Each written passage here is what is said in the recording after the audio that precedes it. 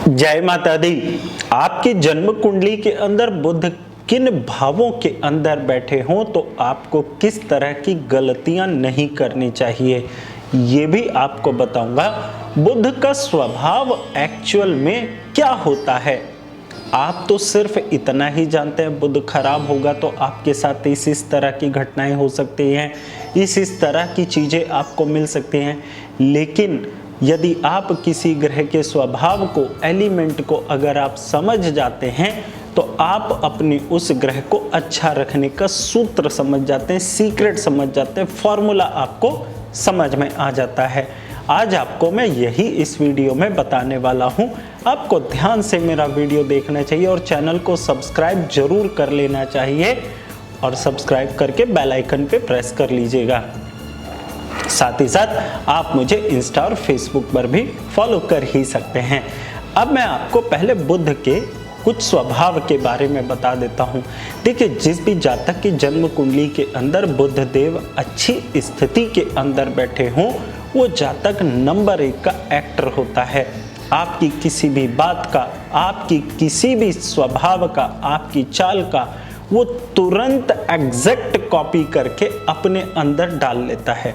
आप फोटोस्टेट वाली मशीन तो देखते ही है ना, अगर वो कलर भी कॉपी कर लेती है तो जितनी हाई स्टैंडर्ड मशीन होगी वो उतना ही ओरिजिनल का बिल्कुल डिट्टो ओरिजिनल ही कॉपी करके आपको दे देती है। इसी तरह से जब आप इस बात को भी समझिएगा, जब आपके पास एक जैसी चीजें एक से ज्यादा हों, मतलब कई सारी हों, तो समझ लीजिएगा कि उन चीजों के अंदर बुध का स्वभाव मिला जुला है। जैसे पेपर्स होते हैं, बुक्स होती है, वॉचेस होती हैं और भी बहुत सारे आइटम्स होते हैं, गाड़ियां भी होती हैं। तो आप इसी से समझ लीजिएगा बुध को कलाकारी भी माना जाता है। कलाकारी होती है कि आप एक जैसी कई चीजें बना करके रख देते हों। इसी के साथ आपको बुध के बारे में और भी बता देता हूं। बुध की एक राशि होती है मिथुन, जो एयर एलिमेंट से जुड़ी होती है, और एक बुध की राशि होती है कन्या, जो कि पृथ्वी एलिमेंट से जुड़ी होती है, और एक इसका कारक स्वभाव होता है तुला राशि, जो एयर एलिमेंट के साथ फिर से कनेक्ट हो जाता है। तो जिन भी लोगों की जन्म कुंडली के अंदर बुध अच्छी स्थिति के अंदर बैठे हुए हों, वो बहुत अच्छे सिंगर भी बना करते हैं, वो बहुत अच्छी स्टाइलिश या फिर बहुत अच्छी फोटोग्राफी भी बहुत अच्छे लेवल पे कर लेते हैं। उनकी आवाज बहुत इंप्रेसिव होती है, किसी का भी मन मोह लेने वाली आवाज होती है ऐसे लोगों की। साथ ही साथ ऐसे लोगों के शरीर में पूरी नसें बहुत जानदार होती हैं, उनके हाथ पैर और जो उनके दांत होते हैं वो बहुत मजबूत होते हैं, और लंबी उम्र तक उनके दांत उनका साथ अवश्य देते हैं। उनकी आंखें भी बड़ी बड़ी हुआ करती हैं जिनका बुध अच्छा होता है। और जिन लोगों की जन्म कुंडली के अंदर बुध कमजोर होते हैं, उनका इसके विपरीत समझ लेना चाहिए। साथ ही साथ आपको बुध के बारे में और भी एक बात बता देता हूं। जब भी जन्म कुंडली के अंदर बुध देव खराब स्थिति के अंदर बैठे हों तो ये सबसे पहले दिमागी बीमारी पर असर डालते हैं, यानी कि व्यक्ति को किसी न किसी प्रकार से दिमागी समस्या हो जाती है।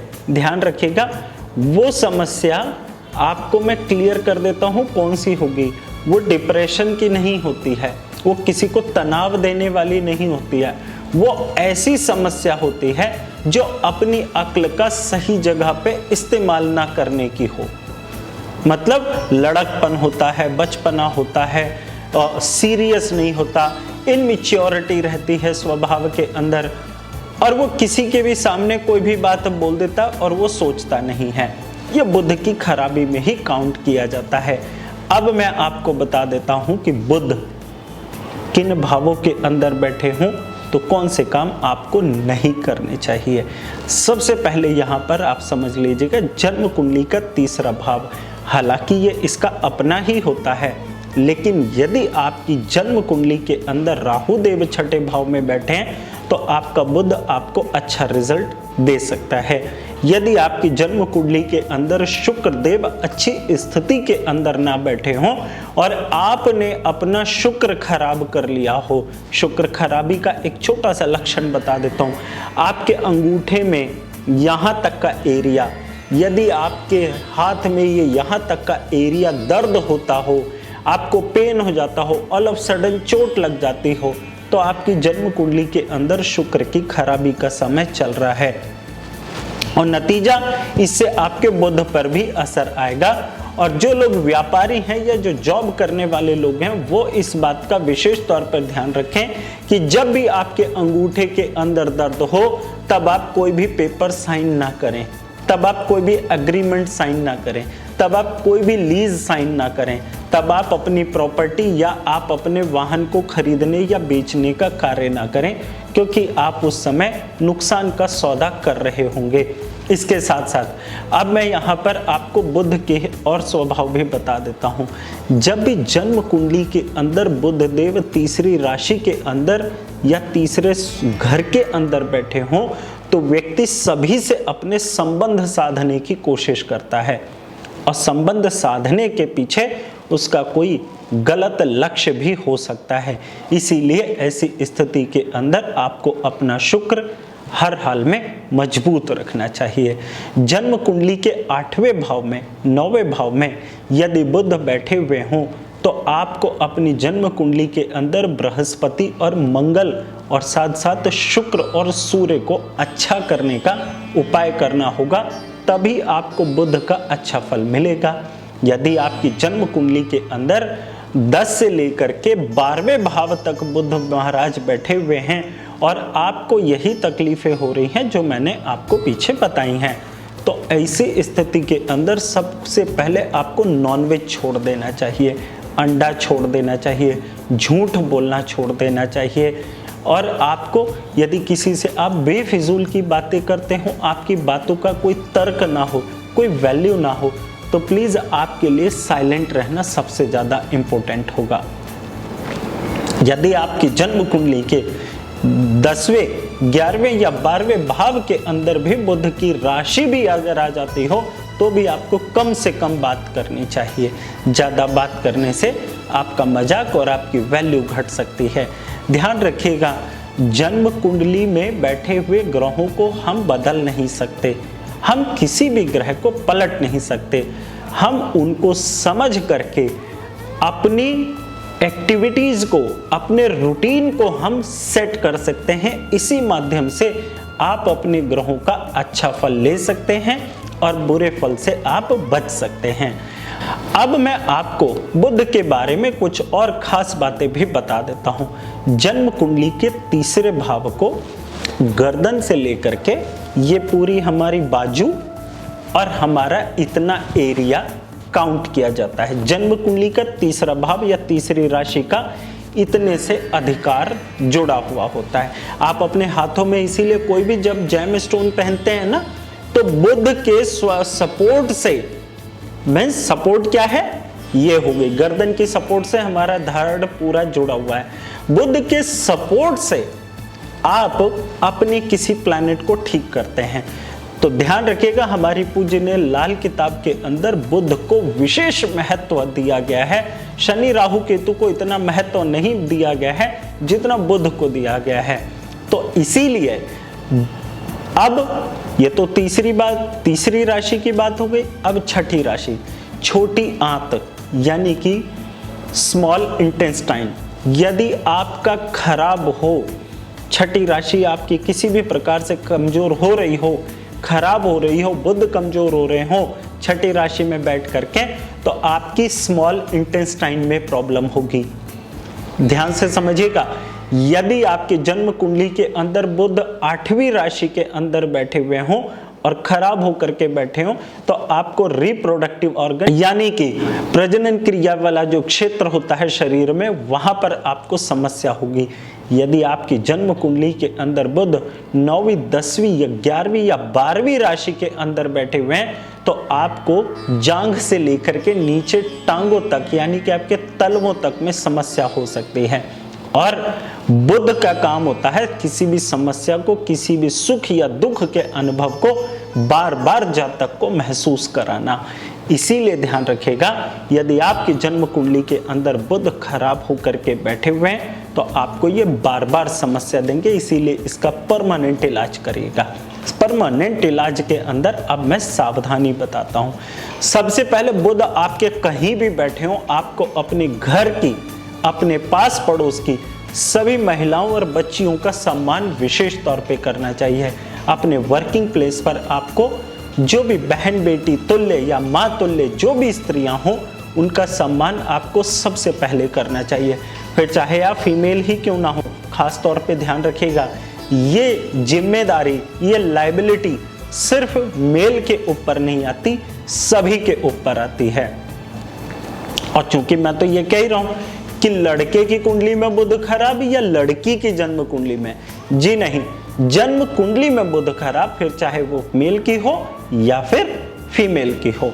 अब इसके बाद आपके घर की सीढ़ियां यानी स्टेयर्स देखते हैं ना, उसके स्टेप्स एक जैसे कई होते हैं, तब आप उनसे चढ़ करके ऊपर भी जाते हैं और उतर करके नीचे भी आते हैं। फिर आप बार बार जब भी जरूरत पड़ती है तो जिस चीज का आप बार बार इस्तेमाल करते हो और वो चीज वैसी ही बनी रहती हो, वो बुध होता है।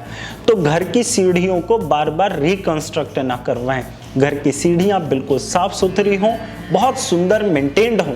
सीढ़ियों के नीचे किसी भी प्रकार का टॉयलेट या बाथरूम या स्टोर रूम ना बनाएं। इससे राहु, केतु और शनि इकट्ठा होकर के बुध के फल को खराब कर दिया करते हैं। साथ ही साथ अब अगली सावधानी भी समझ लीजिएगा, यदि आपकी जन्म कुंडली के अंदर बुध खराब है तो आपको किसी से मजाक भी नहीं करना चाहिए, क्योंकि बुध की यदि छठी राशि पक्की राशि उसकी मानी जाती है तो पांचवी राशि उससे पहले की 12वीं मानी जाएगी। यदि 6, 7, 8, 9, 10, 11, 12 से जाते हैं और वापस इसे काउंट करते तो 12वें स्थान पर 5वां घर आएगा छठे घर से। तो आपको 5वें घर को प्रेम प्रसंग का कहा जाता है, इंटरटेनमेंट का कहा जाता है, इंजॉय का कहा जाता है, पसंद नापसंद का कहा जाता है। यदि आपकी जन्म कुंडली के अंदर बुध 5वीं या छठी राशि के अंदर विराजमान है, विशेष तौर पे छठी राशि में, तो आपको किसी से मजाक भी नहीं करना चाहिए। आपको अपना नेचर बिल्कुल बैलेंस, बिल्कुल व्यवस्थित, बिल्कुल सुंदर रखना चाहिए। टू द पॉइंट बात करिए और आगे बढ़ जाइए लाइफ में। जितना ज़्यादा बातें करेंगे आपके लिए उतना ही समस्या पैदा हो सकती है।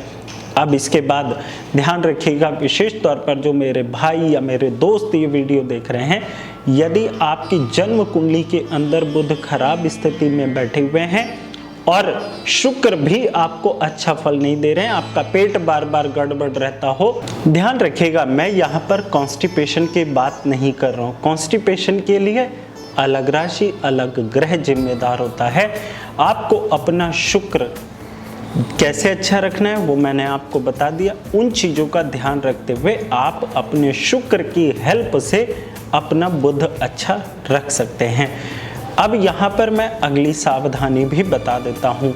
यदि आपकी जन्म कुंडली के अंदर बुध की स्थिति किसी भी प्रकार से बैठी हो और आपको रिजल्ट ना मिल रहा हो और आपको समझ में ना आ रहा हो आपको क्या करना चाहिए, तो ऐसी स्थिति के अंदर सबसे पहला आपको उपाय करना चाहिए, घर के अंदर से बेकार की खराब किताबें, यानी जिन किताबों की आज कोई वैल्यू नहीं है, पुरानी मैगजीन्स बहुत सारी इकट्ठा हो जाती हैं, कई बार जो है ना न्यूज़पेपर इकट्ठा हो जाते हैं, कई बार बहुत सारी पुराने सालों भर की रखी हुई किताब ऐसी होती हैं जिनका आज कोई मतलब नहीं है। बच्चों की पुरानी किताबें बेड के अंदर पड़ी रह जाती हैं। जब ये चीज़ें घर के अंदर होती हैं तो बुध खराब हो जाता है। घर के अंदर पुराने बंद पड़े हुए स्पीकर्स यदि रखे हुए हो तो उससे भी बुध खराब हो जाता है, क्योंकि बोलने का काम होता है ना बुध का, इसीलिए स्पीकर्स को भी घर से बाहर निकाल दीजिए अगर वो खराब या बेकार या बंद पड़े हुए हैं तो, या फिर उन्हें ठीक करा के आप उन्हें इस्तेमाल करिए और सही जगह पे रख के इस्तेमाल करिए। जब आप इन चीज़ों को फॉलो करने लग जाते हैं और आपको रिजल्ट मिलने लग जाता है, तब आप अपने आप में व्यवस्थित हो जाते हैं। ध्यान रखिएगा, जन्म कुंडली दिखाना या जन्म कुंडली को समझना कोई ढोंग ढकोसला नहीं होता। जन्म कुंडली को समझ करके आप बिल्कुल वैसे ही अपनी ज़िंदगी को जीते हैं जैसे आपको सर में हल्का सा दर्द है तो सैराडोन या डिस्प्रिन जो भी आपको सूटेबल लगता है आप वो खाते हैं और रिलैक्स हो जाते हैं। आप यदि अपने सर की बीमारी को इग्नोर करते हैं, आप सही कंसल्टेंट सही डॉक्टर नहीं चुनते, तो वो सिर की बीमारी आगे आपके लिए बड़ी बीमारी बन जाती है। इसीलिए ध्यान रखिएगा, जन्म कुंडली को समझना होता है, बदलना नहीं होता। मैं अपनी कई वीडियोस में बोल चुका हूँ, आज भी यही बता रहा हूँ। आशा करता हूँ आपको मेरा वीडियो ज़रूर पसंद आया होगा। चैनल को सब्सक्राइब करके लाइक कर दीजिएगा। जय माता जी। जय माता दी। मेरे सभी भाइयों बहनों, हर महीने के दूसरे मंगलवार को मैं आपको फ्री कंसल्टेंसी 3 से 4 घंटे के लिए प्रोवाइड करूंगा। आप चाहें तो मुझसे ऑडियो वीडियो कॉल के द्वारा भी जुड़ सकते हैं। टाइम लिमिट जरूर होगी। आपकी समस्या का समाधान आप तक सही तरीके से डिलीवर करने में। इसीलिए आप चाहें तो मेरी वेबसाइट पर जा करके अपने आप को रजिस्टर करिए और अपना टाइम स्लॉट फिक्स करिए। मेरा सौभाग्य है कि आपके जीवन में मैं आपको कोई चीज़ क्वालिटी के टाइम पर आपको डिलीवर कर सकूं। आपके जीवन को सुखी, समृद्ध और सौभाग्यशाली बनाने में मैं अपना सौभाग्य समझता हूं और आशा करता हूं आप इसका लाभ खूब बढ़ चढ़ कर लेंगे। और ध्यान रखिएगा, यह हर महीने के होगा, कोई इसकी लिमिट नहीं है। लाभ लीजिएगा। जय माता दी।